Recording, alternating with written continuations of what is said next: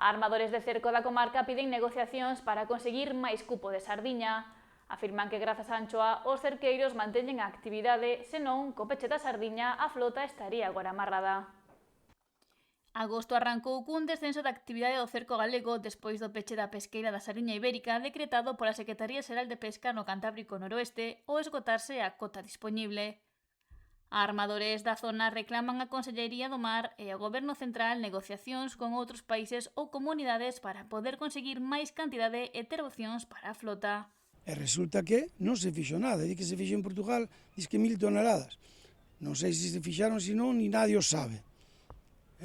Agora, o que sabemos é que estamos sin cuota para poder pescar e resulta que sardiñas hai no mar bastantes. E non nos las deixan pescar. Deron ya o outro día, resulta que os do Golfo de Cádiz nos están vendendo os peixes, eu non nos quixen. E os demais, a maior parte tampouco. Non se lle poden pagar aos do Golfo de Cádiz 1,20 € por 1 kilo de sardiñas para ti vendelo aquí a 1,90 ou a 2 euros. Se non che queda nin para pagar o gasoi e a seguridade social da xente. Pérez recorda que ao longo da campaña pediu en numerosas ocasións que se fora baixando o cupo diario en función do consumo da cota da sardiña para intentar alongar o máximo posible a pesqueira, pero non se atenderon as súas demandas. Eran uns 7.500 que tiñamos, pero eran demasiados para estar pescando porque íbamos a quedar sin elas, e agora quedamos sin elas. Agora quen lle busca a solución? Agora facíanos falta como mínimo que nos dou a vida, todo como está o mar da Anchoa, que nos dou a vida para estar aguantando os barcos, porque tan pronto cerrou a sardiña, ahora mismo tiñamos que estar amarrados, Toda a flota tiña que estar amarradas, non sendo que ten algunha cota da Anchoa para poderla pescar. Pero bueno, abreuse aquí estas toneladas na zona novena, na zona octava aínda quedaban sin pescar tamén unhas poucas, non as pescaron todos, hubo que na pescou casi toda, e agora ten que vir pescar aquí á zona novena.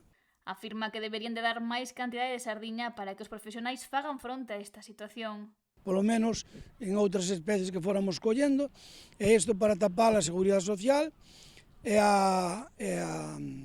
o gasoi dos barcos.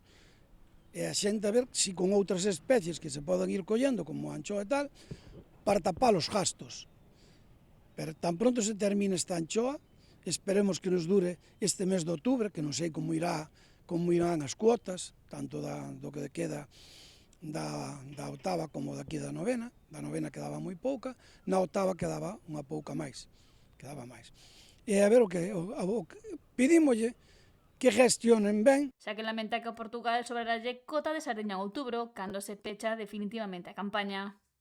Porque non podemos pescar nos ahora.